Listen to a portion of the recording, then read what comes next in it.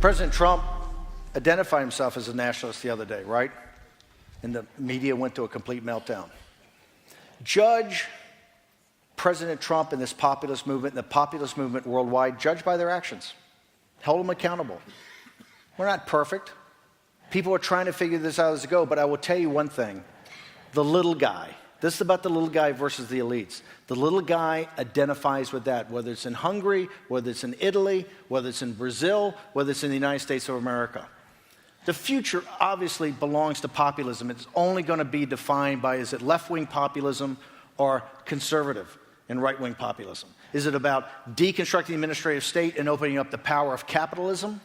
Or is it going to be about more state intervention in your entire life? Because that is going to be the future. The battle going forward in the United States is against the Bernie Sanders and the Cory Bookers and Elizabeth Warren and that aspect of the Democratic Party that grows in strength every day, the resistance. That's the reality. The rest of it's just happy talk. The other thing, don't look beyond the smears, the signal and the noise. Look at the signal. Look at the actions. Look how they're bringing people in.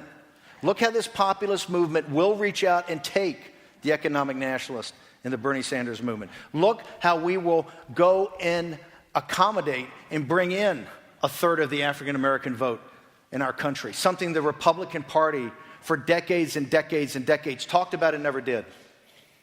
Look at right now, I think it's 40%, the poll today, 40% of Hispanics agree with what President Trump's doing on the border because they understand they bear the burden of the solutions of that. I'm not saying President Trump's perfect. He wouldn't say he's perfect. He's a very imperfect instrument. He might not say he's an imperfect instrument, but I can understand David's frustration. I can understand the angst.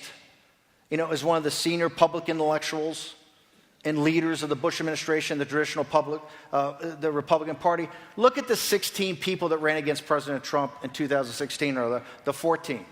They were a flower of a generation of donor money, of Heritage, of AEI, of Cato, of Paul Singer, of the Kochs, of all of it. And look at the quality of the people. Jeb Bush and Marco Rubio, Governor Christie, Ted Cruz, Rand Paul, every vertical had its best person. It was the strongest field in the history of the Republican Party. And Donald Trump cut through that like a sift through grass, right? Why? Because he talked about trade. He talked about this radical idea, a radical idea of free trade, particularly when you're going against a totalitarian, mercantilist society like China. He talked about the deindustrialization of our country. He talked about where people's lives are.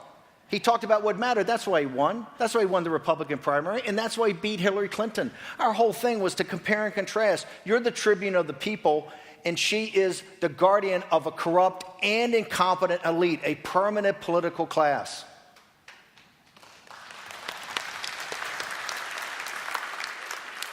Somehow I see I'm not quite connecting. This is the future. And it's not, and I realize David tonight tried to demonize us. It's not racist, it's not nativist, it's not xenophobic. The deplorables are the finest people. We're in the fourth turning of American history. We had the Revolution, the Civil War, Great Depression, World War II. And now the fourth turning. Every 80 to 100 years this happens because in generational history, it's the movie David was in with me. It's about how you're raised. How you raise the generation. We're in the great fourth turning. In the next 10, 15, or 20 years, the United States is going to be, we're either going to be the country we're bequeathed or going to be something totally different. And the backbone of our country, we're not an idea. America's not an idea. It's a nation. We have the greatest land and the greatest resources. We have divinely inspired Constitution and Declaration of Independence. But that's not our strength.